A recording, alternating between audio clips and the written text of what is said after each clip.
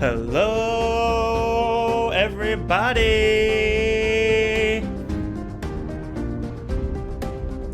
Charles, there's something in my headphones, but I think you're just gonna have to turn it up. You know what? I think I just might have to. Because this is my jam. It's my jam as well. It just doesn't get much better than this, I would think. How could it get better than this wonderful intro music? And there's the howl. There's that snuck in right there at the end. The intro was fading. The FTF podcast lay in excitement, and it was an excitement of 3 parts. The most obvious part was a vast, echoing excitement made by the book that was Buddy read, The Wise Man's Fear by Patrick Rothfuss. Hosting the podcast, 2 bearded man-children eased back in their chairs and adjusted their mics. In doing this, they added their eager, open excitement to the larger, echoing one. The third excitement was not an easy thing to notice. It was in you, the listener, waiting for the first pale hint of banter or thought-provoking conversation. This podcast is for you, just as the third excitement is hopefully yours. This was appropriate, as it is, again, hopefully, the greatest excitement of the 3, holding the others inside itself. It was deep and wide as Patrick Rothfuss' beard. It was the patient, cut-flower excitement of a listener who is ready to be entertained. I'm snapping. Beautiful. That's beautiful, Charles. You're such a good poet that Quoth might hate you. Thank you. That's high praise. Patrick had all those years to write his intros, and I only get a few weeks, so... Let him behind the curtain. I think you only got maybe 20 minutes before this podcast started. That's from should I write something? And it would be nice. The good news is I just steal Patrick's writing and then just swap out a few nouns for our own, a few adjectives for our own. And we're here. So welcome, everyone. As said in the intro, this is the buddy read for The Wise Man's Fear by Patrick Rothfuss, Book 2 of the Kingkiller Chronicles. Here we are. We are. We made it. Charles has caught up with the Kingkiller Chronicle. And yes, I'm now part of the discussion, or I can be part of the discussion. And we'll have some of that discussion for you listeners today. So true. I'm looking forward to getting into this. I might just read our little sort of synopsis. It's our not bullet points. Yeah, I mean, this book has a pretty episodic feel to it, I think, anyway. And I pretty much just have Quoth continues telling his story to Chronicler and Bast, covering the following plot points. There's time at the university, then there's a trial that he goes through, traveling to the mayor in Ventus. There's this conspiracy and political intrigue that goes on when he's over in Ventus. Then there's leading a small troop in the goal of finding and ousting bandits. Then pretty quickly we're taken into the Fae, where we're dealing with Felurian and the evils that are the Cathay. And then we get into returning back to the real world, or whatever, and then we head over to watch Quoth get trained in the Lathani by the Adam, and then briefly back to dealing with the mayor and his lovely wife, and then we head back to the school. And then close things out with the Frame story, where we're back in the Waystone Inn. It ends this book anyway ends on something of a temporary positive note. Feels like kind of the I guess in something that is supposed to ultimately be a tragedy, this is kind of the inverse of what we get in like the Star Wars original trilogy. Right, it's Where not the Empire Strikes Back where it's no, a disaster, a tragedy. no, we actually get okay. Things are kind of on the up and up, and Quoth says, "Hey, things are going pretty well, and I don't want to get started with where things end up going from here. So let's just call it a day, and we'll pick this up tomorrow." And now we eagerly wait for tomorrow to come, Charles. Yes, we eagerly do. Excellent job with the summary. Very ambitious also to kind of give a quick, comprehensive uh, beat by beat of this massive tome that is Wise Man's Fear, sitting at like well over 1,200 pages and 44 hours of audiobook.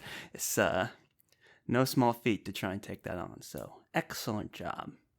As people have noted, the the 44-hour audiobook goes a bit longer than one would expect from a day. And then Rothfuss was quick to note that he never said how long a day is in their world. That's his defense, huh? Yeah. Interesting. Yeah, I didn't think of it like that. Well, maybe Quill's just a fast talker, you know? He must be. He must be cranking that audio book speed up to 1.5. I mean, more than that. Even And Chronicler's writing in talked all day. shorthand, and you know. Yeah. So it's possible. Who knows? It was long, though. It's a weird nitpick. It's one I'm very willing to hand wave away for the sake of an enjoyable book. Right. Okay, so how do you want to start this bad boy? Where do you even begin? Well, I think that there's a few topics that are very worth covering that we'll just make sure to bring up. And I think before we get into that, we might as well comment on pretty much all of the little sagas inside of this tome, as you say.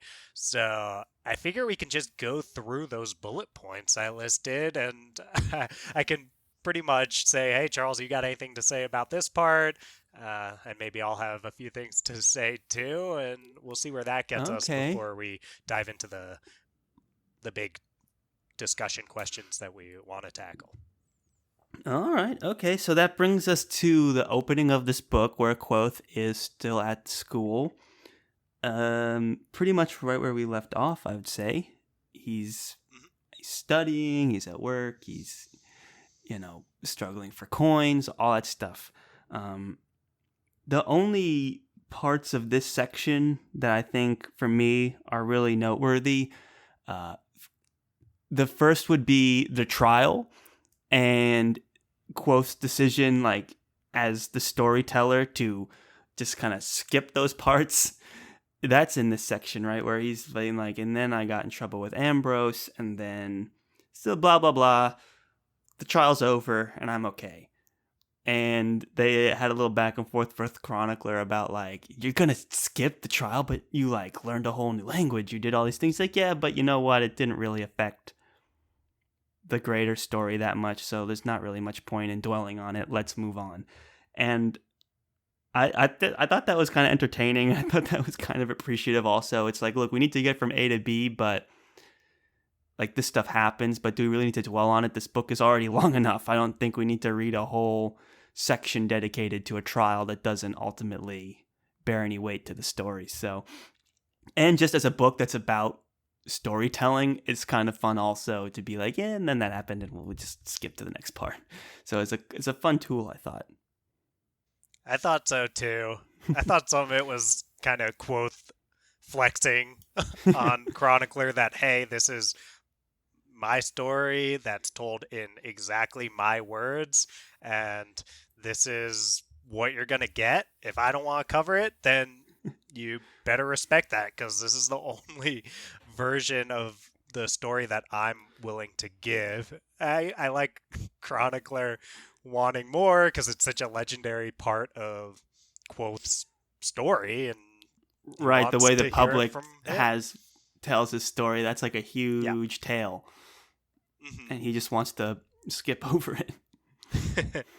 I like that. I think, like you're saying, I think from the purpose of all this stuff that Rothfuss has to get through in this book and then eventually in next book too, it's okay. I'm okay with skipping over some of this stuff that, do we really need a trial? We need to watch Quoth learn a language, and No. I'm ready to move through it. It's also part of the brilliance of this whole series is kind of the meta of the fantasy genre also, where even Patrick as a writer is like, let's just skip over that. I just don't need to go into any more detail than it happened and it was epic and we can move on.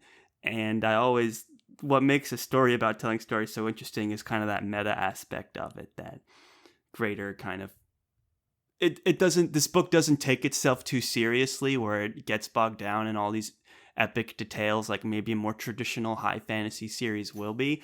But at the same time, while not taking itself seriously, Patrick puts so much work into writing this beautiful prose and allegories, and it's a 1,200 page book. It's insane how much work he put into it. And then to just be like, yeah, skip that part. Not important. Let's go. It's like, I like that a lot. It's a very unique, refreshing read.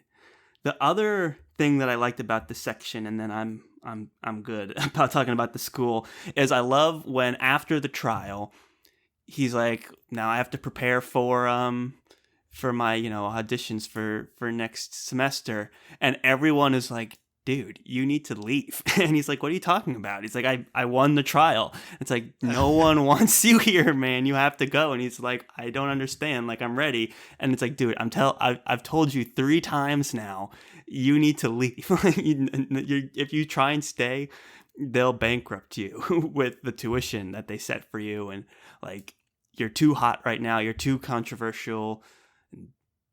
You've kind of peaked at this moment. You just need to go. And I thought that was such a great moment. And Quoth not getting it and being like, but I won the trial. It's all good. It's like, yeah, but do you realize that you've pissed everyone off? Because this book is entirely told through Quoth's perspective. As a reader, we might not even realize that everyone else is mad because he doesn't talk about it. It takes the subtle hints of teachers pulling him aside and being like, vacations are nice. And then his friends being like, so you're really going to stay? And it gets hit with him over and over, and it's one of Quoth's biggest flaws as a character in the way the story's told, is his kind of stubborn, I'm always right attitude. He's not really considering these other perspectives. And I just thought that was a really fun, great moment that helped kind of propel the story forwards. For sure. I enjoyed that too. I always enjoy those aspects of Quoth where he just can't, because he's got so much self-confidence, I guess. Right. That he's often very unable to see things about himself that everyone else around him can tell.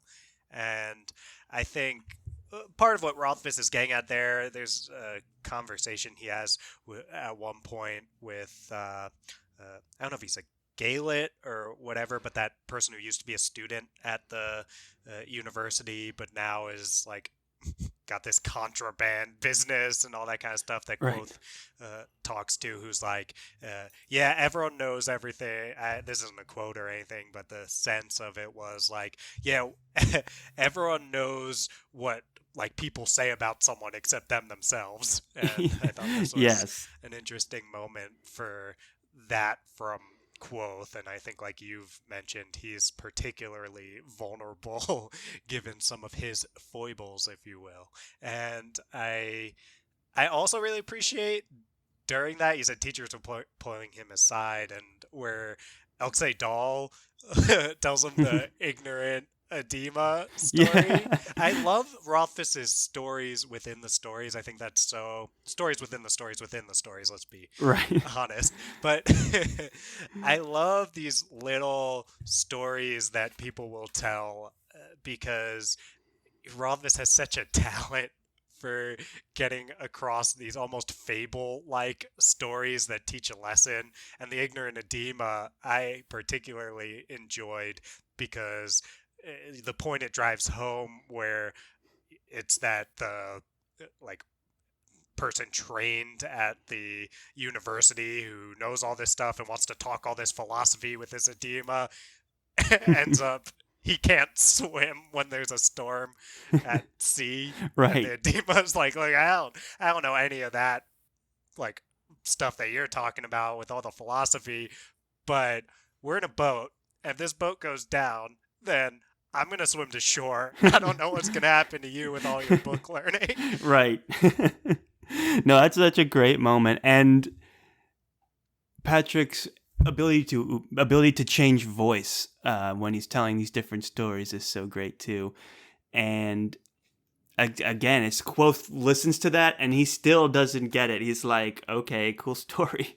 What are you saying?" Like, and he's like, "Sometimes, vacation's not such a bad thing," and he still doesn't get it. And it's like, dude, go, be gone with you, get out of here. It's such a great moment. It really is. Well, are we feeling good about heading over to Ventus? Yeah, I mean, that was another great example of him, like, kind of brushing over a part of the story where it's like, yeah, that was a nightmare. Like, the ship, we had a shipwreck and I was living off the streets for a long time. It took me several months being destitute, lost everything. And then I got there. It was fine. I'm here now. And this is where we're, like, picking back up. Another good moment of, like, reminding us that this is a story being told and by a human being, and he's picking and choosing what he wants to say. So I appreciated that. I thought it was nice. And then that brings us to Ventus. Well, what we're dealing with here is Quoth has to deal with all the political machinations of a totally new city. He's been primed some already coming in, but he's thrown in the thick of these things, and pretty quick he's dealing with that the mayor is being, from Quoth's perspective as an arcanist, when he sees this so-called healer like giving the medicine to the mayor, he realizes that the mayor is being poisoned, and he has to try to figure out how to convey that to the mayor in a way that is basically like, yeah, I know you just met me and this other guy you've trusted with your health for a really, really long time, but he's poisoning you, and Right. you gotta believe me on that, which is an interesting. I what I really appreciate about that was, I guess, part of what I feel about like having read a lot of fantasy novels and like knowing the tropes and stuff is I was almost a little confused when the mayor didn't believe him right away until I thought about it. I was like, why would he believe him right away? But I feel like in most fantasy stories, it's like it. Oh, I found out that they're poisoning you. They're poisoning you, so you like need to believe me. And the person's like, "Oh, thank you so much." Like, Yeah. no, I know, but it's like Rothfuss is like, no, that's not how it would work. It's like, who would you believe? Yeah. This The person who's been redheaded serving you schmuck? faithfully for years and years and years. And, Yeah. or this guy that literally, this is like one of the first times you're meeting him. I also thought it was a nice, little twist and a little intrigue in the story. Also, I was very interested in this development. It's also kind of starts to show you a little bit about Quoth's development and his personal growth, where we know he's had huge issues with dealing with important people, nobility, teachers, where he's really upset teachers in the past, and that's like he just immediately would try and upstage them or say they were wrong and try and teach the class. Problems with authority. Yeah, he would just mouth off to the noble son, the baron's son. So like he's had several of these experiences already, and to see him actually take a moment to pause and make an adjustment is an interesting thing to see. You can tell he's growing a little bit. I mean, he still falls into those same problems. He's still Quoth, but at least, he is able to kind of recognize it a little bit. So I thought that was kind of a really interesting moment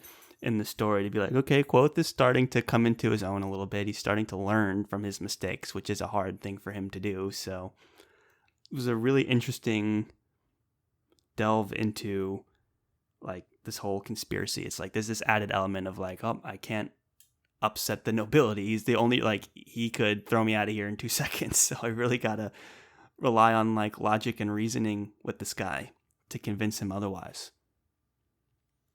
And for all intents and purposes, the mayor was very patient with him, like maybe more patient than like he deserved at times, especially when like the birds weren't dying and things like that. And it was a close one there. Oh yeah, that was touch and go, and it's funny because Quoth is a little rash at times, as we've talked about. To see times where he just like says something, and I wouldn't even be that alarmed because it's just like so like Quoth to have said whatever outlandish thing he'll come out with. But I'm also reminded that, oh wait, he's talking to a guy who's one of the most powerful people in this world, and even Quoth has those moments internally too where he's like, oh wait, I probably shouldn't have said that in that way. Yeah, he comes to regret it. He's like, maybe this was coming in a little too hot. Like, how much evidence did I really have that this is what was happening? So that was a fun part where it's like, I can't even trust. I don't even know if I was right about this whole thing. So it's kind of another element to this short little mystery story that was thrown in at the first quarter of this book. For sure. I think we deal with that. We also deal with him helping the mayor court Melwin Lackless. I know there's a lot there. All these, I might as well start talking about this now. All the Reddit theorists out there and whatnot, who I believe I'm on the same page with them, think that Melwin Lackless, is probably Quoth's aunt. So she hates the Edema Rue because her sister ran off with a Rue.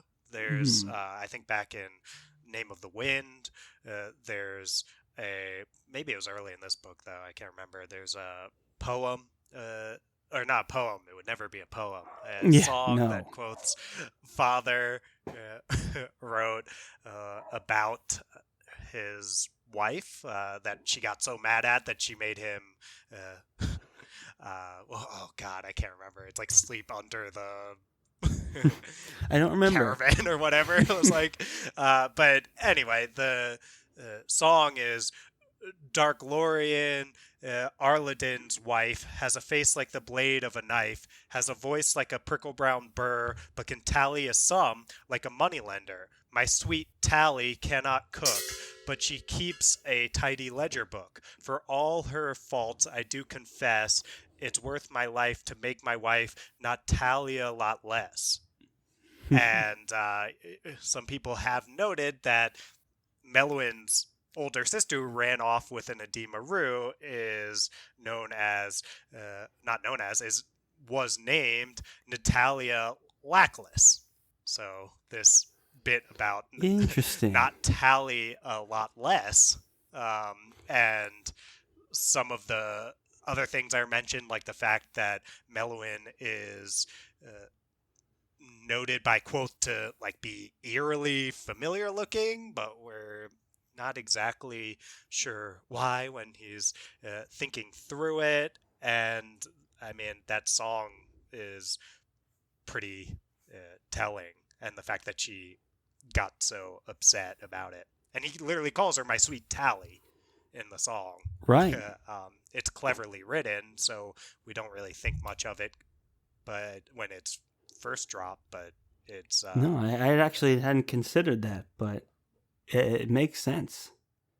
I'm subscribed to that theory for sure. yeah, it feels to me like the level of the John's parentage theories that were going around before the show confirmed what most people thought, where it's Right. like almost reached a point where there's too much in there to like Right. not say, oh yeah, well that one we pretty much can take for granted that that one's true, Right. and we can Right. work from there. Exactly. And another interesting, for me, kind of foreshadowing moment that happens during all of this is, of course, who do we run into almost too conveniently, but our old pal Denna. Denna pops. Denna. Denna pops in. He just bumps into her. This massive city that has like multiple levels and tons of people. He bumps right into her, literally. And I always thought that that was kind of suspicious. And they're talking, and she's like, "Oh yeah, my patron is here." And all of a sudden, the patron pops back up for the first time in this book, I believe. He had been like missing. He'd been or she had been MIA until now when they're in Ventus. And then she keeps mentioning, she's like, "Oh, he has me researching like genealogy and like the histories of families," which we know Quoth was talking to Caudicus about, the poisoner. He was like, Yep. that was Quoth's cover story for going in and talking to him to get information about Lackless, to help the mayor court to court Lady Lackless there. So I was like, that's way too much of a coincidence. And then I pulled a quote. This is from Dennis, where they're talking about the patron. She says, "Who knows? Running in the circles you do, you may have already met my patron and not even known it." And Denna always likes to speak in really cryptic stuff and in like poetic terms and things like that. Everything has multiple meanings with her, or she has a very knowing way of saying things. And this is just in line with like, maybe she knows something, maybe not. She's always playing at something. And all these things put together, plus the description of her red lips. It's like all of those moments coming together. I'm like, this is way too coincidental and way too cryptic for me to not suspect something. And I'm not sure what it is. I'm not smart enough to deduce anything at this point, but I'm like, something's going on here. Like Patrick is dropping clues left and right in these moments in Ventus that For sure. I it's can speak to that a little bit, at sure. least what kind of theories people throw out in the communities and whatnot. So a lot of people think that that her patron is Braden, the guy that both plays Tack with, and Oh, yeah, so he is very cryptic too about what his actual role in everything is, and he disappears around the same time that Denna says her patron is gone, and he is also gone, I believe, when Quoth runs into one of the Chandrian out in the bandit stuff. right. So some people even think that Braden is, I believe, Heliax, if I'm not messing that one up. But so that's a big theory. The extent to which Denna does or doesn't know things, I'm very like it's hard to tell. Right. There's some reason to believe that, like, so Denna also doesn't talk about her past. Some people think that like Denna is almost the like Quoth equivalent on the side of like she thinks the Amir are like the bad guys, while Quoth thinks the Chandrian are the bad guys. Maybe the Amir killed Denna's parent. This is all speculation, right? Right. But whatever Denna's tragic past is, maybe the Amir did to her what the Chandrian did to Quoth. So it's kind of like Denna in a lot of ways is Quoth's mirror image, and maybe she's chasing revenge on the Amir and thinking the Chandrian are the like her key to that, while Quoth is doing the opposite. So there's some things to believe around that. There's also that the The whole Natalia Lockless bit, there's even people who speculate, I don't think this is true, there's people who speculate that Denna is Natalia Lockless, and they'll draw, which, take note that Natalia is Meluin's older sister, but there's also mention from, oh god, maybe it's Diak, who says in Name of the Wind that Denna hasn't seemed to age in the entire time that he's known her. Yeah. So, like, some weird stuff going on. Mm-hmm. What exactly it is, I think, though I've probably, haven't read these books already and scoured the internet to learn some stuff. I've got some hints here, but it's hard to put it all together. Yes, Denna's mysterious past is definitely some sort of clue into like who is she really? Like, she's constantly changing her name is another thing, so no one knows like her real name. So there's this whole mystery built around her. We also know that they have a falling out, and she's not present at the Waystone Inn, so that is also a clue. And her patron, who I firmly believe Quoth has already met at this point by the end of this book. Yes, I think that's fair to say. I think that quote, like, who knows, maybe you might have already met my patron and not even known it, is too on the nose to not be true. So I honestly think that we've encountered her patron. So then the idea is, like, is Denna a tool being used by someone, or is she the one pulling the strings? Like, that's another thing I'm not sure on. Like, Denna mysteriously appears before Quoth is even a story people are telling. Like, it's not until he actually gets to the university and gets given 3 talents that he starts to earn some notoriety for himself. So the fact that he runs into Denna before any of that, and then she pops up afterwards, is also something kind of unusual. You wonder what exactly is going on here, and there's not enough clues for me to deduce it myself, but I'm sure it's all in here. So it's one of the more interesting things that keeps me guessing, like, what is going on with Denna? Like, it's too convenient at times, too suspicious at times, too knowing at times for me not to be like, something very a larger like conspiracy is going on that's plotting something, and what it is I can't say.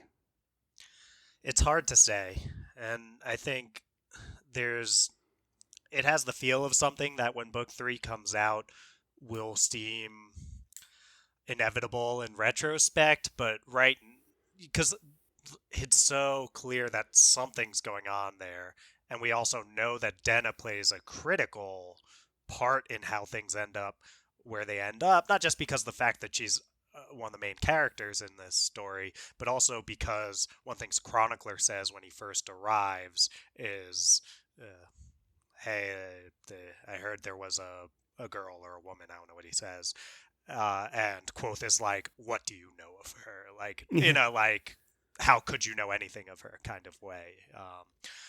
So that remains to be seen, and I think there's so much more we could talk about here, but I want to keep us rolling. Yes. Past the stuff with the mayor. It's just a testament to Patrick's writing, where he can keep the mystery alive, and even after it's gone under as much scrutiny as it has, there's still nothing that concrete, and we're all eagerly awaiting. So I just think it's what makes this one of the masterworks of modern fantasy, is when you can face as much scrutiny as thousands of fantasy fans on the internet and still come out, with a solid mystery. That's an achievement in its own.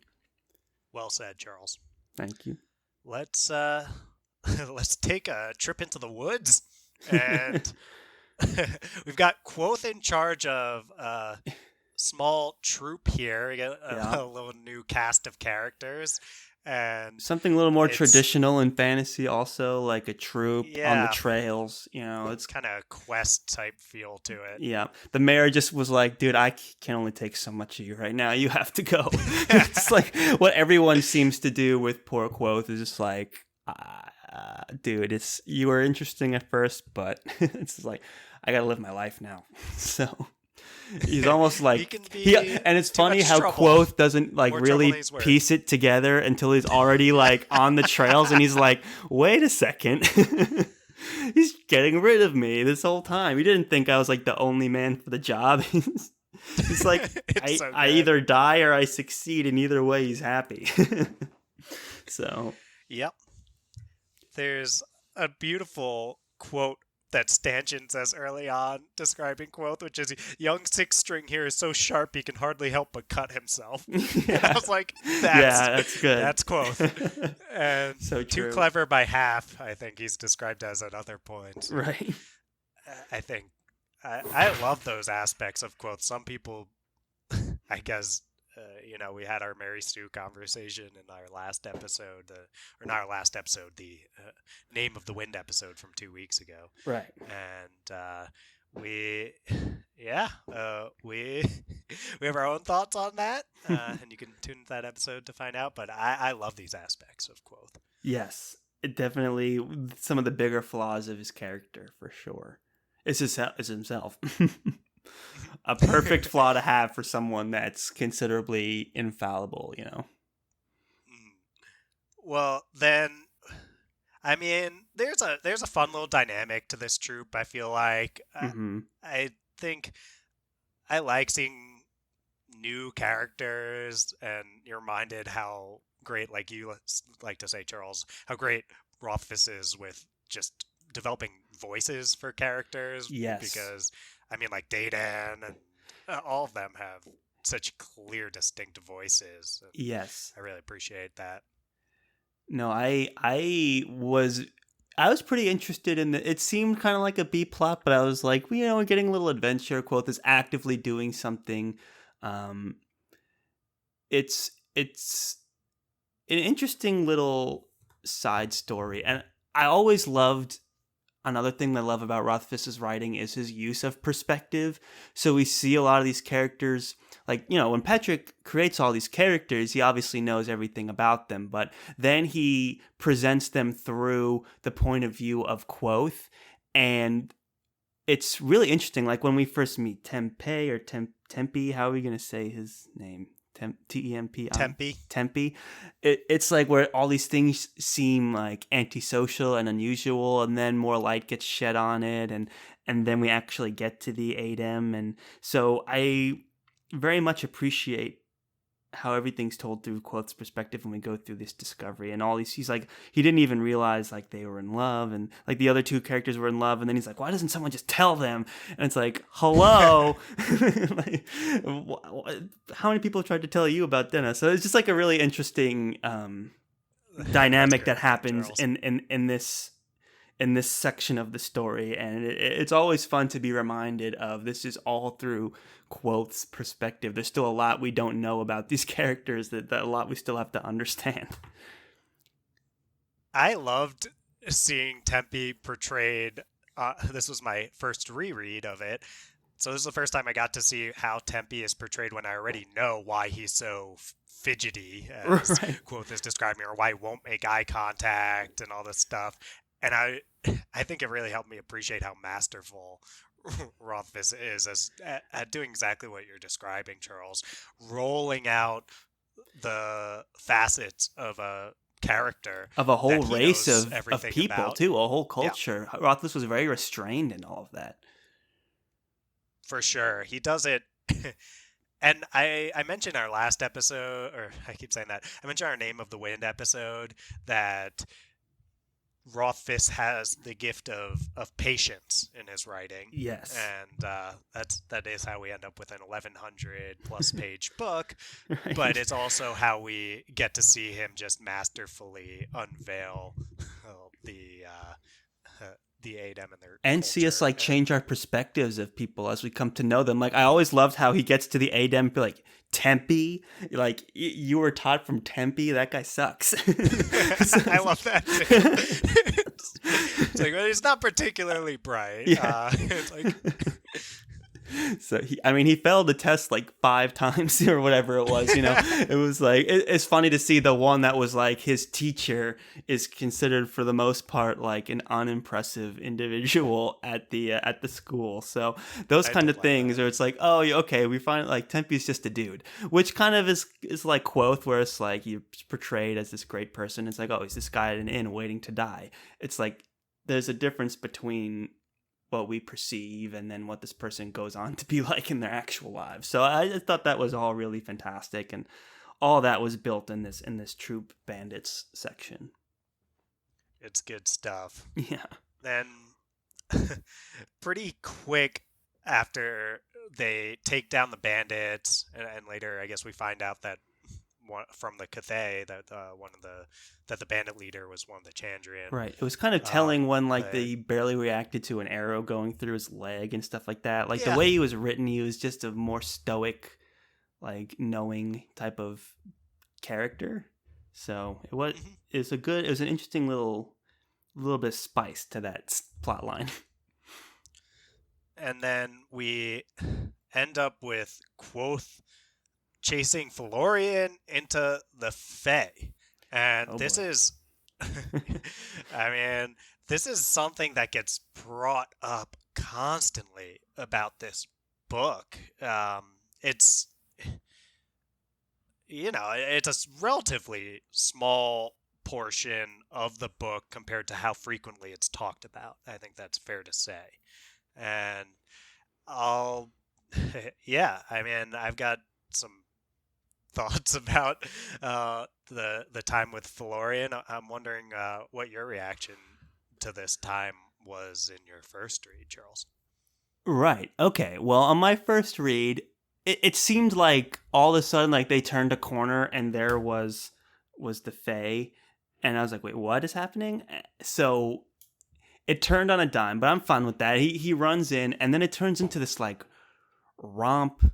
Like I could see how people would be kind of turned off by it, and like, what is this? It's kind of gratuitous. A lot of people throw on the word wish fulfillment, like, and yeah, like the whole point of it is he goes into this fairy world and just has relations with a fairy for gosh only knows how long. It seems like it's removed from time. He just spent all this time like having sex with this fairy creature, and it was very elaborate and long, and all the focus was kind of on that.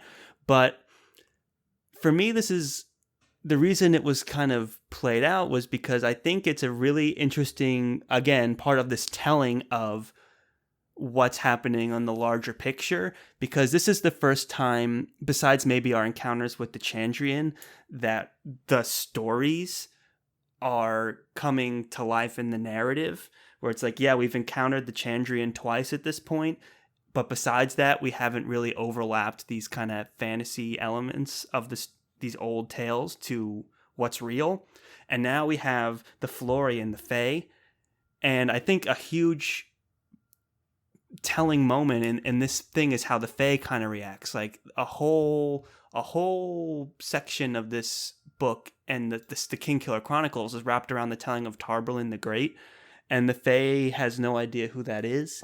And for me, that like there's a moment specifically where she's like, I don't know anything about that guy, but I do know these other things. So for me, like there were clues being dropped in about what part of those epic tales are the fabrications and what part are the facts. So in that sense, I was very interested in it. And then of course with the demon tree he runs into is really Cathay. The Cathay is such a great moment, and he gets the shadow cloak, which is also a great moment. And then he is at this point still like a teenager, I think, or late teens, early 20s. So we don't know. It's interesting because of the time stuff of right, they do mention that. It's like, how old is he there. now? It's like we don't know how old he is now, but when he goes in, he's not yet 17, I think, still. So he's presumably at least 17 by the end of this whole thing.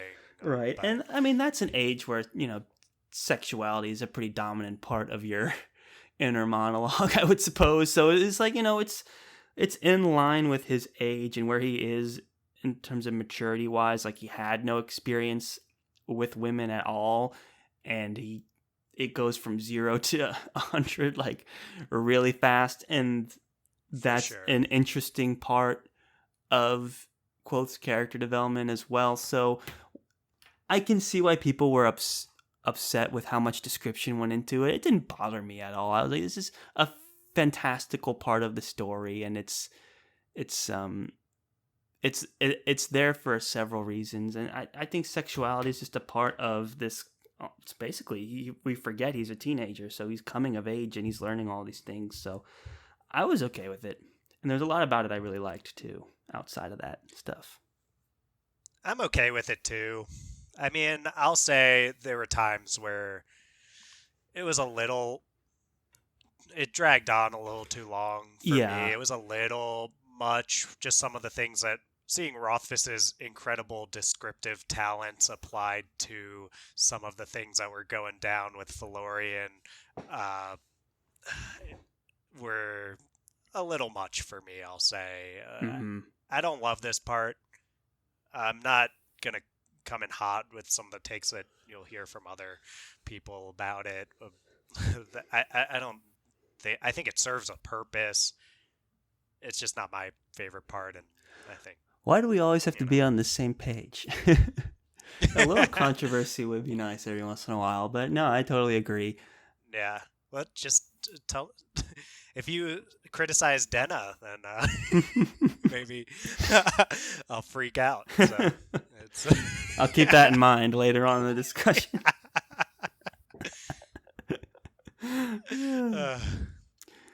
Well, all right. The Cathay is a super important part of the story, I believe. I want to touch on that. I love this part. It's I think it's really interesting.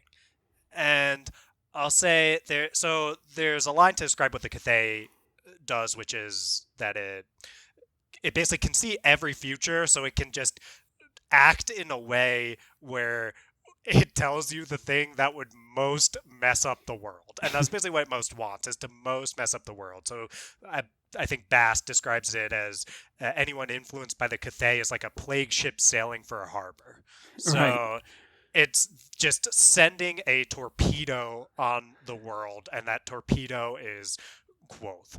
And it's definitely fantastical. It's interesting to kind of really put the nail in the coffin, I think, of this idea of like, look, you're trying to say that this is a tragedy by doing the frame story and all this kind of stuff, so that's something, and maybe people are holding out some hope, like, maybe Quoth will turn it around and all this kind of stuff, and this is Rothfuss, I think, just trying to say, okay, is it enough for you if I say that there's literally a magical being in a tree that is doomed Quoth to the worst possible and the world, really, in a lot of ways, to the worst possible fate it could conjure up? Is that enough to tell you this here is a tragedy? And there's a beautiful, beautiful line that Quoth, or it's kind of a conversation that Quoth has where he says, it's Quoth looked at Bast for a long moment. "Oh, Bast," he said softly to his student. His smile was gentle and sad. "I know what sort of story I'm telling. This is no comedy. This is the end of the story, Bast. We all know that." Quoth's voice was a matter of fact, as casual as if he were describing yesterday's weather. "I've led an interesting life, and this reminiscence has a certain sweetness to it. But," Quoth drew a deep breath and let it out gently, "but this is not a dashing romance. This is no fable where folk come back from the dead. It's not a rousing epic meant to stir the blood. No, we all know what kind of story this is."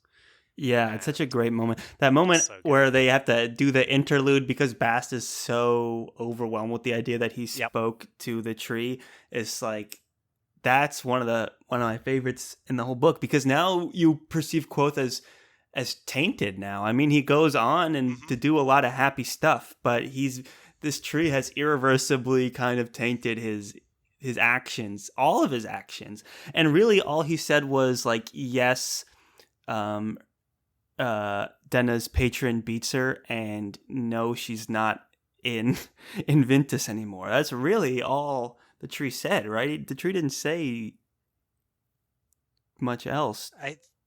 I think it's mostly that. I can't remember, but the idea is that right? The tree knew exactly the things to say, And it whatever comes they were, back to that would Denna. most. It's of course. So this whole the plot thickens at this point of like, why is it all come down on Denna that it's like it's framed on into the Quoth just really likes Denna, and so that's why it's so devastating to hear these things. But it's, knowing Rothfuss, there's a whole nother level to it that for sure we're not privy to yet. So it'll be really interesting to see all those kind of click into place and go back and reread all these clues like we did with Sanderson and Mistborn. It's like, oh, you were working on these clues for a very long time. So love that moment, and this is gonna be a very telling moment with how all the kind of reveals will be laid out. I think you're right on point with that one, Charles. Beautiful. Then if we're good on flooring the Fae and the Cathay, then we can come back to the real world and head over to train with the Adem, because that's a while that takes place, I think, where he follows Tempe back and it is quite a while, and learns of the Lithani, of course. Yes. Any thing you want to mention about that time there? For the most part, I liked it all, obviously. But there was a lot about the Adem and the Lithani that, I actually wasn't super on board with. Like, the Lithani itself, I think, is kind of just like whatever. It's like, oh, it's this and it isn't this. It's the way the river flows and the path of. I'm like, whatever, dude. It's fine.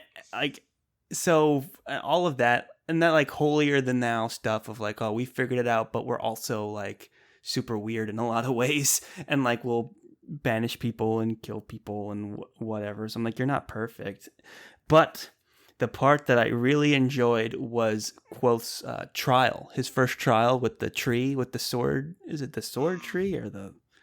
Yep. Yeah. That was pretty epic. I love that. Where like it's just that classic like high fantasy thing of like he's doing the trial and he comes up with the clever way to have the perfect story tale ending to his trial, where he just lets he calls the name of the wind and is able to do everything perfectly, and he gets to the tree and then he just decides to go back with nothing and let himself get cut by the tree on his hand. Yep. Of all places, to bleed for them. His bleeding, and also he's had this fear of his hands getting damaged his whole life. And that even like they notice when he's fighting, it's like, why are you like pulling back? And he's like, it's my fingers, and then it's like, your reserve is problematic for us. And then he's like, well, if I'm gonna get cut, let's get cut on my hand. As the placement, not only the fact that he let himself get cut, but the fact that it was on his hand was a beautifully poetic moment. And I love those moments. So that was one of the best moments in the whole book. But I did feel like, I wasn't all on board with the Lithani and the Adem and the way their society structured and them as characters in a culture. I was like, yeah. There's some stuff I was also not completely by... I have a hard time with this idea that they wouldn't have a few of their attitudes around sex and around it's so bizarre. The idea that there's like no such thing as fathers. I kind of wasn't buying. Yeah, their whole philosophy of science is like, well, we're so busy doing this other stuff that who cares about science? It's like, what? The minute guns get invented, your society's in trouble. The idea of a society that everyone's having sex all the time but has no diseases getting passed around, like explicitly that was worked in. Yeah. That there's like no STDs in the entire population, but they all have sex all the time. I don't know. It's a little idyllic for me, all this, that I was like, It was an interesting idea where it's like we've Yeah. overcome our weird emotional entanglements with sex so that we can all just kind of be cool. but I do like but that. which it was an interesting, thought-provoking idea. But the rest of it, where it's like, where do babies come from, and like STDs don't exist, it's like, what? Okay. And I felt like all the discussions around the Lithani weren't very helpful, and there was a lot of them. I mean, I get the whole idea of like you're supposed to kind of let your mind go and just kind of go with the flow, and the actual specifics of it aren't what's important because the name is always changing and all that stuff. So like I kind of get it, but it didn't make for a particularly interesting section of stuff that was happening. I was like, can we just get past this already? I did like some of the characters. I liked the wise older lady with the funny hat. You know, I was into that, and I liked the little kid, and you know, to the hat. Oh, I'll say, so I want to follow your lead there, Charles. Yeah, please. And say we ought to move on quick, but I also want to say, as you mentioned, the girl, is that for all those quote is a Mary Sue truthers out there, I dare you to find me another Mary Sue that gets their ass kicked by a 10-year-old girl over and over again. Exactly. And, you know, let's move on. But with this one thing, another section of this book that I really loved was he's telling the story, and then Bast leaves the inn, and those Kingsguard guys come in and just beat the crap out of him. Like, absolutely destroy Quoth. So it's like here he is telling the story about how he this actually takes place way later, but when he goes back to the mayor, of where he just he kills 7 people, and he's mastered this foreign thing in a very short amount of time, and his hand fighting is so perfect, and he can call the name of the wind. He's got a shade cloak, and yet 2 random guys just come up and bully him and steal his money and kick his face in with no problems. And Quoth just kind of accepts the defeat. He's such a broken guy at this point. He's just yeah, that was embarrassing or whatever, and kept going. And you're like, so for all those people who's saying he's a Mary Sue, think about this now, because you have a guy who's telling these stories about how great he is, and then the first chance we actually get in the real world to kind of test his, because you're like, oh, here's where Quoth is guys, you don't want to do this, and then by barely moving his hand, he incapacitates them because he had the training from the Adem. But no, he goes to attack them, and then they just kick him in the face, and he goes down. It's what happened? You don't just forget all this crazy stuff. Maybe he never had it in the first place. So now that was a moment that I love. That back at the Waystone Inn, after he gets all this fighting training, it just gets brutalized, beat down. You do a great job of showing how it contrasts with what we would expect, as Rothfuss often does, with playing with some of these tropes and knowing that Quoth in his story is so great at everything than just this time, right, where Quoth is going to become Quoth again, and like you said, with just a flick of his hand, beat all these people up. But instead, he's the one that gets beat up, and it'll be interesting to see down the line how much of this is more driving home the point of the unreliable narrator, and how much of this is that Quoth literally is not capable of a lot of the things that he was capable of before. Exactly. I mean, we've read so many negative reviews of this book that have these kind of complaints of oh, of course he's the best, and he goes on, and it's well, there's a lot that goes unsaid in this series, which I really love. I know there's a lot of fantasy books that can't help themselves, but explain everything. Rothfuss is very, very reserved in what he's writing. He relies on you as the reader to kind of get the subtext. A lot of that is I see a lot of that when I'm reading Denna, and all the the hidden meanings behind her, and then also all these Waystone Inn interludes are a huge part of that. And for all those people that have complaints about Quoth is all powerful and stuff, it's you have to read between the lines that we're not at the point where we reveal what's really happening here. So I'm not sure if we're reading that story, if that story is real or not, and if that doesn't sound interesting to you, then this book is not for you. But I mean, it's hard to give him criticism for that when that's like the whole point of the story is seeing everything through Quoth's perspective until we reveal like what actually is happening. So, and that's just a great scene to kind of remind people of, like, you think someone that like went through all these trials at this school and learned how to fight with his hands would be able to get beat up by 2 random Kingsguard soldiers, and he even got the first punch in, he like got a sucker punch in and still lost. It's like, okay, well, what's happening? This is a very telling scene for us. He does say, I think, that he forgot who he was for a moment or something like that. And I believe he tries to use sympathy and it doesn't work. So there's a few things there where we're like, okay, there's reasons he can't one of the things I suspected was that he purposely like threw the match so that he doesn't reveal himself as someone that could take on 2 Kingsguard, where it's like, wait, so you beat both of them up and you're fine? Like, it may have been a moment to protect his identity, but I don't think so, though. I doubt. I think it's a combination of what we've been talking about, the unreliable. Because he does say, "I forgot myself for a second there," which could mean like, oh, I can't like reveal who I can't draw too much attention to myself by beating these guys up. But I honestly don't think he could. I think the same thing, and it's pretty clear he can't use sympathy anymore at the very least. And I don't know, I think we'll find out a lot more in book 3 with this whole thing. It's very interesting. Right.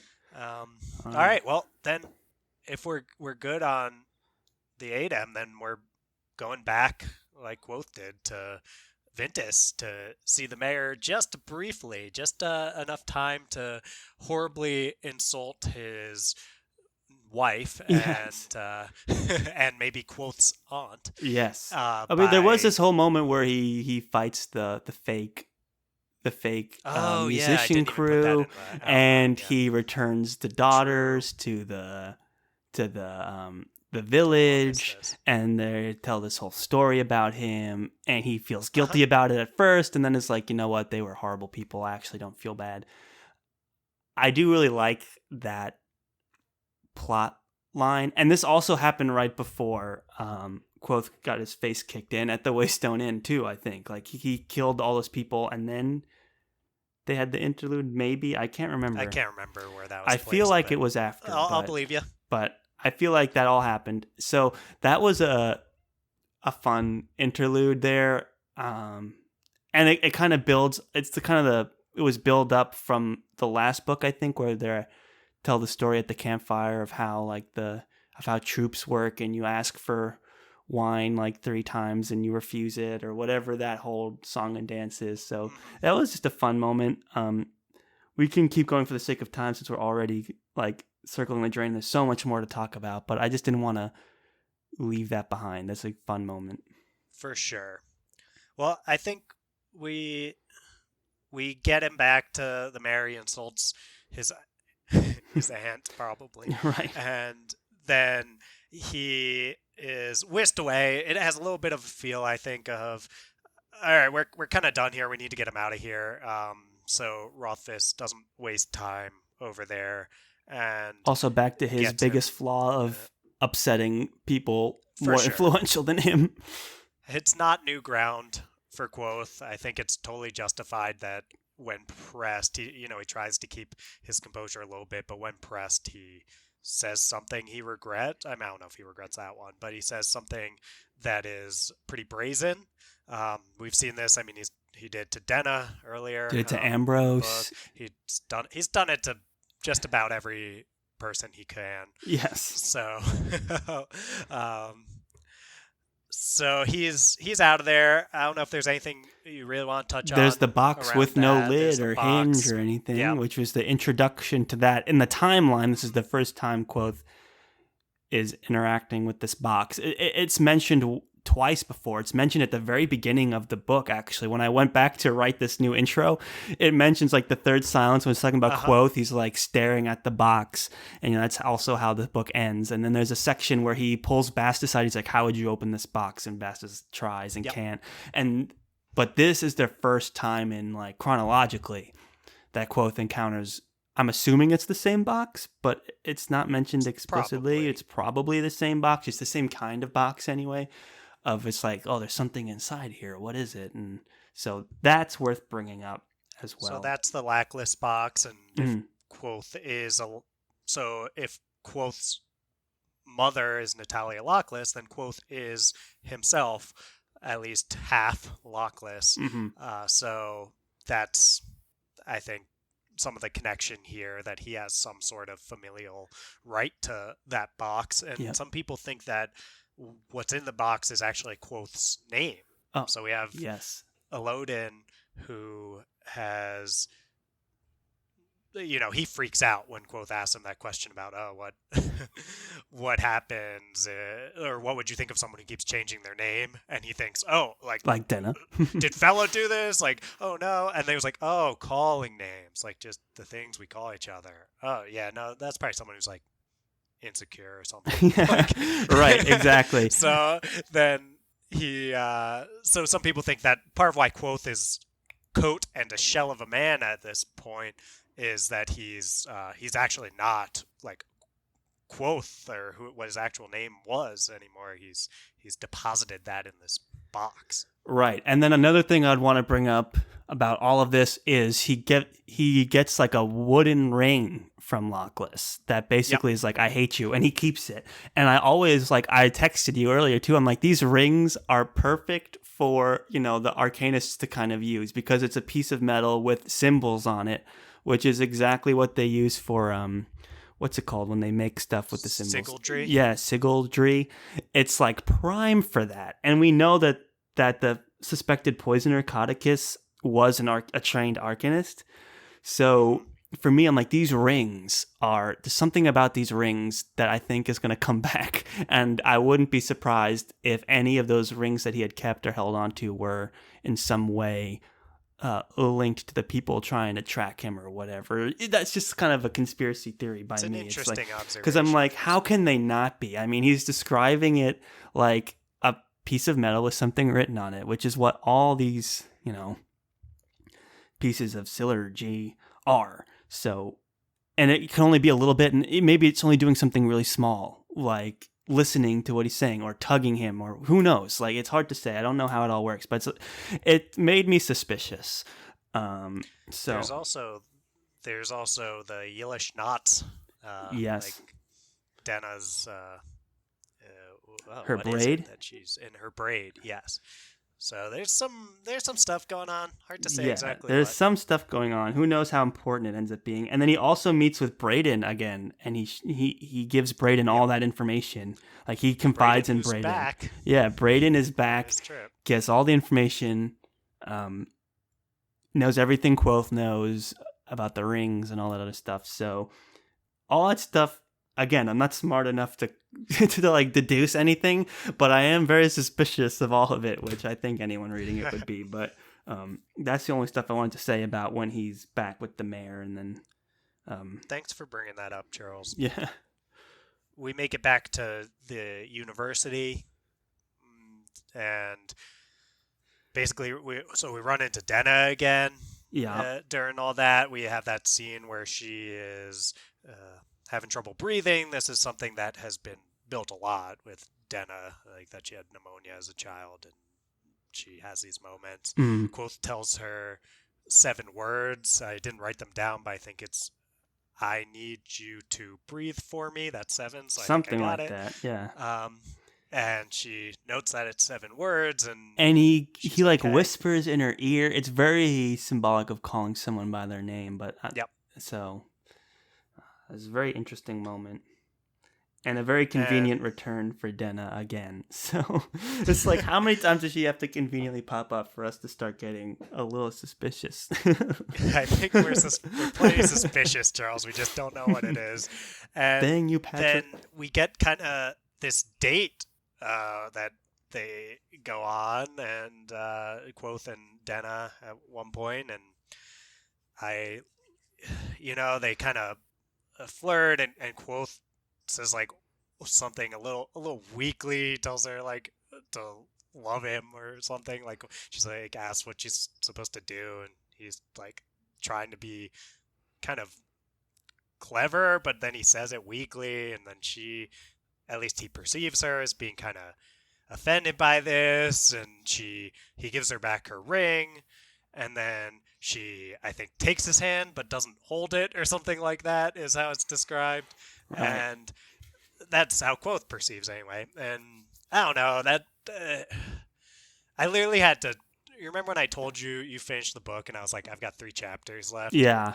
uh, I believe that was right after I read that chapter, and I was like, legitimately, I was like heartbroken. These moments kill me. It was Charles. very much a will they, won't they moment, or it's like finally they're like starting to, they're down to their skivvies or whatever, and they're in the pool and everything's wet, and it's like, is this the moment? It hurts, Charles. But Quoth can't help himself. I mean, but also, like, neither can, like, Denna is also like, it's hard to say how much is just what Quoth perceives and how much is Denna, but it's like, I don't know, the two of them just like, they want each other so bad until the other shows some sort of clear sign that they want them, and it's like Denna, at least in Quoth's perception, is like backs off a little bit as soon as he says something that might be perceived as like a legitimate, hey, like, I'm into you. So it's I don't know, it's so tough. I mean, it's a really, I think, honest and well-written portrayal of like young love. They're teenagers, right? For whatever reason, tough. Quoth feels very reserved and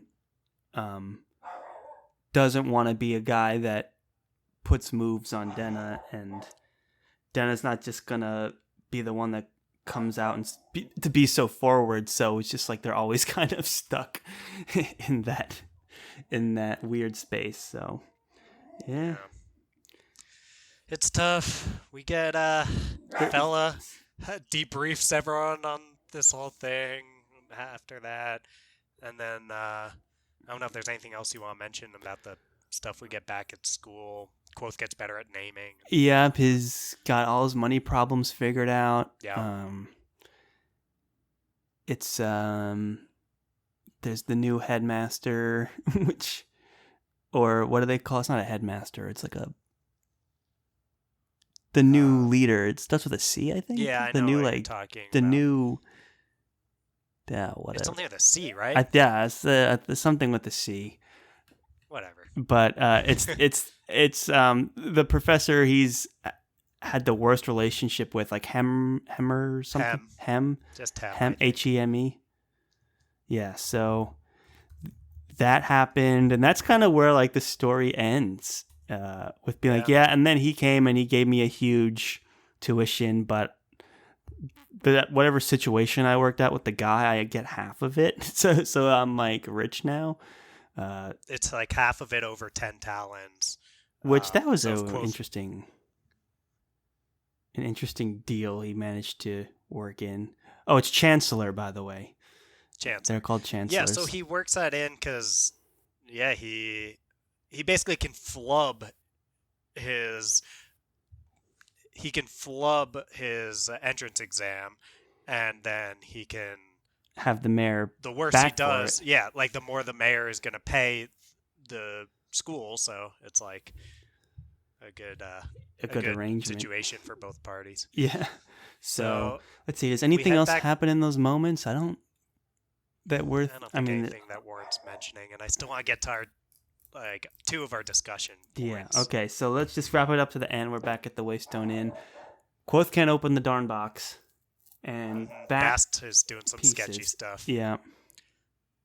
Yeah. We get some good discussion between Bast and Chronicler, where they're talking about like, okay, well, the Cathay is going to mess everything up, but there's some good journey over destination type talk where I thought I had it down somewhere, but I'm not finding it. But there's a great quote in there that it's like Chronicler says to Bast that's like, look, they can't like the Cathay can do all this messed up stuff, but the Cathay can't make fruit not taste good to you. Like the Oh, I Cathay do can't remember that. make.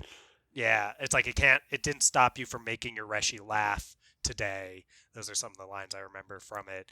And it's like, if the Cathay could really make everything absolutely horrible and terrible, then like nothing would be good. So we can at least have these moments, and it's kind of about savoring that.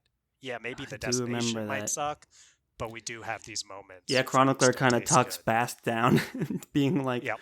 "You spoke to the tree, and that's bad, but there's lots of good going on still in life that we can enjoy."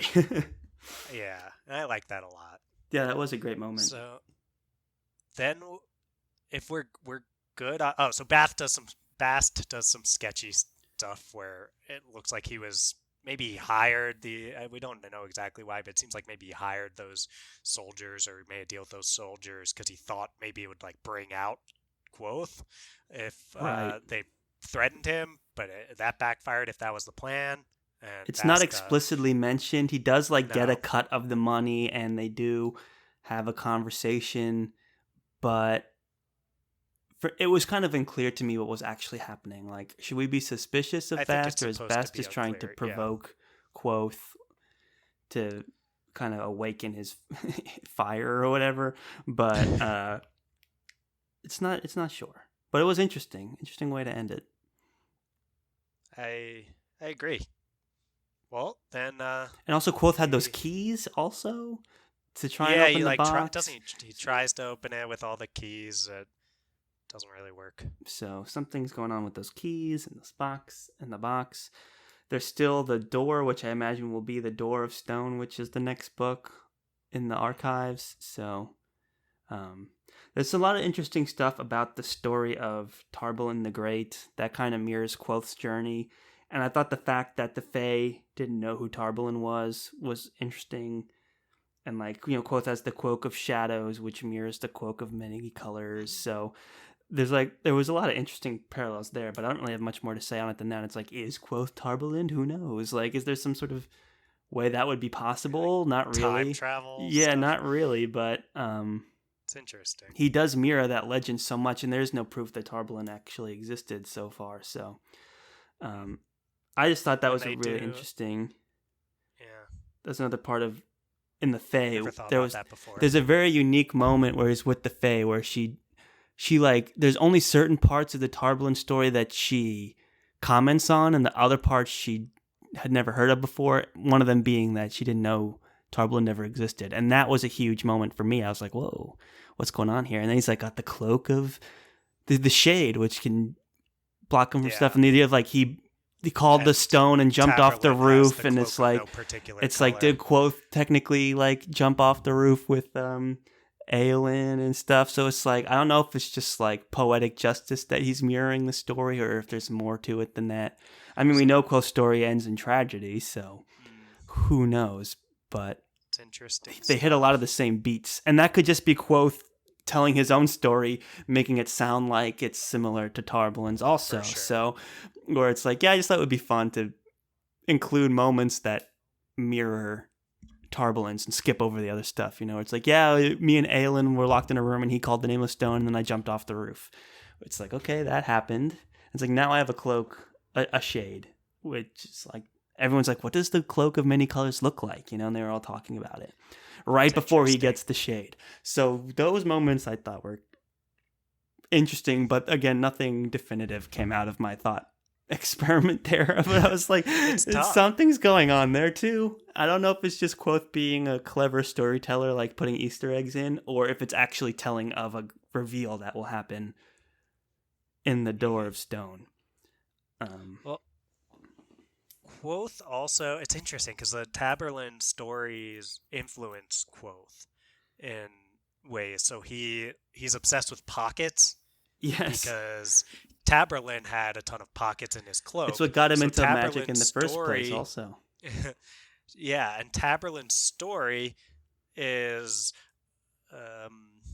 is the reason why he has He puts pockets in DeLorean everything. put all these pockets in his thing, and it'd be interesting then if there's some sort of weird. It feels a little too time travel-y for me for this to be how it ends up, but that if Quoth were somehow Tamerlane, then he's like in this loop of influencing his own story, Right. which is, I guess, there's someone smarter than me could put together some sort of like idea that that's how it's a story about stories and it's a story influencing its own story. But that would be a whole nother layer to this craziness. Yeah, for sure. Which would be cool.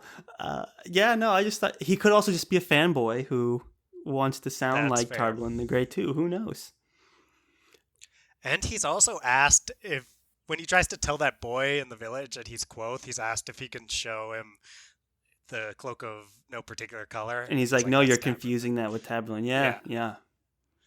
It's interesting. Yep. So I kept reading little moments like that too, but it didn't get me There's anywhere. something So there, Charles, it might just be parallels. There's something I want to talk about that's got parallels to stories. well, I'll let you too. pick the next topic. We gotta fly through these, unfortunately. Okay. Something that we really wanted to touch on, Charles, and maybe this is appropriate after we meandered through. Nice. Yes, we meandered through the entire story of Wise Man's fear with our pretty lengthy discussion before we even got here. Is a lot of people think that Wise Man's fear meanders. Yes. And they think that there's a lack of plot development that they'll often say is disappointing.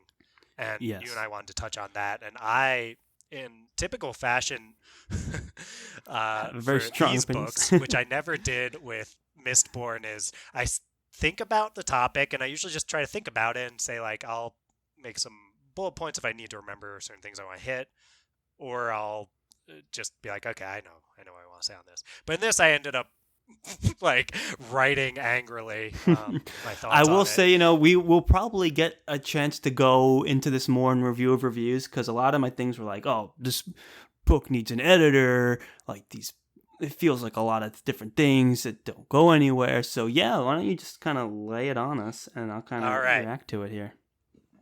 So the goal of TAC, as conveyed by Braden, is not to win. I like where this Charles, is going. but it's to play a beautiful game. And on this reread, more than anything else, I noted and appreciate that this is what Wise Man's Fear and the Kingkiller Chronicles in general is. It's a beautiful game. This concept is conveyed both in the text in terms of some of these more explicit quotes, but it's also conveyed by the text. Preach. And I mean that by it's shown by the text in regard to its self-awareness about not delivering you a straightforward story that follows the beats we're used to. And in lieu of that, we just play the beautiful game that is the Kingkiller Chronicles. And so this brings me to one of the stories I loved so much within this story about a story, which is the story about Jack seeking the moon. And I absolutely love this. So it concludes. So Jax isn't happy. He's this boy. He's just never even felt joy, right? Mm-hmm. And he's chasing the moon. He thinks if he could just catch the moon, then he could be happy. So he's trying to chase the moon, and finally he tricks and captures the moon. And the story concludes with he caught her and he keeps her still. But whether or not he is happy is only for him to know. Woo. So to those who lament that the plot doesn't move more quickly, to those that demand that Rothfuss get the book out sooner, to those that want this to be about a hero rising up and delivering vengeance upon the Chandrian, I understand where you're coming from. I do, but I want to challenge you to stop trying to win the Kingkiller Chronicles and instead content yourself with playing a beautiful game. Woo, can I get an amen? Woo! Yes, brilliant. Very well said. Man, that parallel with the game TAC is All you have to do is say, like the game Tech, and I was like, 100% yes. Yes, yes, yes. Yes, yes, yes. Very well said, sir. Thank you for that. Thank you. Because I said, is it long? Yes. Did I ever mind? No. One of Patrick's greatest skills. It's like, I'm happy just reading because the way he writes, the rhythm in which he writes, I enjoyed every piece of it. Even the stuff that I didn't like as much as others, I had the same level of enjoyment reading it. And that's just a testament to Patrick Rothfuss's skills as a writer. Well said, Charles. So that's the whole big draw of reading this book. It's a beautiful book. It's a beautiful game. Yeah, it's a beautiful game. Yeah, the prose is beautiful. Enjoy it for the journey. And, I mean, I don't know, all these people who just want to capture it the way that we learn Jax isn't necessarily happy just because he catches the moon, especially if you go about it in a way that isn't proper. Mm-hmm. And I think that this book just takes its time, and it says, hey, let's enjoy this. Let's savor this while we have it, because you know the destination already. Exactly. Beautiful. And man, what a great testament to this book that you managed to achieve, Dylan. Is like, that's the whole point of reading this story. Exactly. Well, I was upset. This was like the thing that kept flowing through my mind as I was reading. And when we got to tax stuff, I was like, this is it. Yes. So I was like, I think Mistborn, we would get through the books and we would be able to say, hey, like, this is the theme of this book. And I think Sanderson is not as subtle in the Mistborn books in what those are about as Rothfuss is. And I thought that Kingkiller, there's things it floats around and this kind of stuff. It's more nebulous, and that's true. But each read I've had, it's felt more about something else, at least to me. And this time it was about playing a beautiful game. Very, very well said. And that's true. And that's what makes Rothfuss writing so unique and what makes these stories so good. It's just the pleasure that is reading the book. So, exactly. Man, and Charles. Yes. If you do have more there, then I want to let you say go for it. I have some other stuff that's kind of along these lines to the other thing we wanted to revisit, which was the Denna and Quoth stuff. All right. And I know we're running a little long, but it's a 1,200-page book. What do you want? 44 hours of audiobook. Yeah. There you go, Charles. What are we supposed to do? My favorite is when you get defensive against fans that haven't actually said anything against us yet. All right. So, do you have more you wanted to say on No. You masterfully covered it.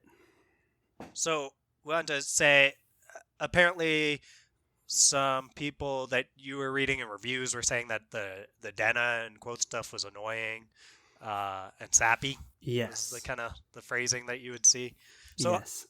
I don't want to rehash all my Denna thoughts, especially as we're running long. Mm-hmm. But I don't want to, because they haven't changed very much. So I'll direct people to the tirade that I went on in the Name of the Wind episode. Yes, this, that covers a lot of the ground.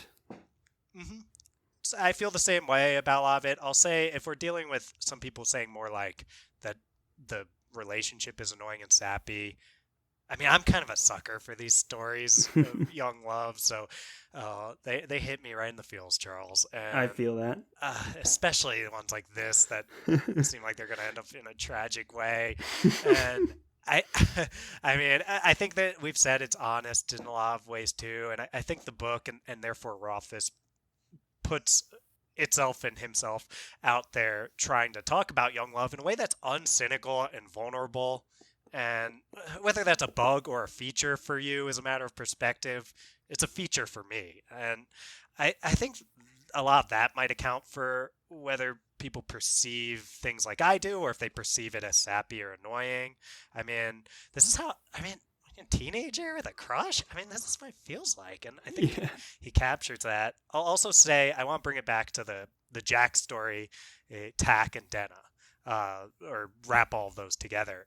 So there's clear parallels between the Jack story, Tack and Denna, some of which are more subtext, some of which are more explicit. So Quoth even says at one point, "So I did not try to win her and contented myself with playing a beautiful game, but there was always a part of me that hoped for more, and so there was a part of me that was always a fool." As for Jackson the Moon, not only is Quoth always seeking Denna, and often trying to capture or win her, or trying to resist the urge to do so.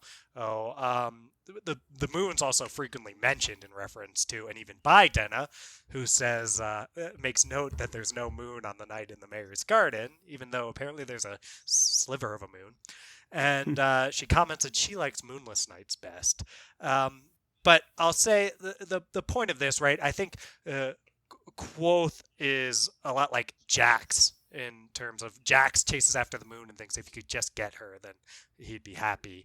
And Quoth is similar with how he chases after Denna, and he thinks, hey, if I could just almost like the sense of like capture her, and that's what people are always trying to do to Denna, then I'll be happy. And Quoth is very ambivalent. He's always like fighting his nature in terms of wanting to win Denna, and he can never really let that go, but knowing that it's not right, and that like he just needs to enjoy his time spent with her. And I think that's wonderfully explored. Some people think Denna literally is the moon, for the record.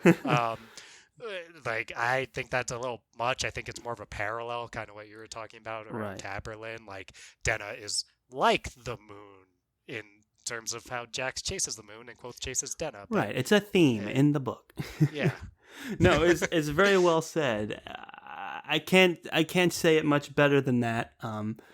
It is very much about enjoying the process, and I think we said it in our last episode when we did the bulk of the discussion of Quoth and Denna. It's like, look, anyone that's been in a similar situation gets hit right in the feels with this with this story. So that enough should be a testament to the story. I will also say, for all those people that are frustrated, let's pick up on the cues that we're given. It's like Patrick Rothfuss knows that it's frustrating, and it sneaks its way into the story, where in ways where you should be thinking like, is it maybe frustrating on purpose? Because there's this, the moment in the beginning where he's at the school and he knows Ambrose has done his ring, and he almost gets himself killed trying to get it, almost gets his friends in trouble for trying to get it.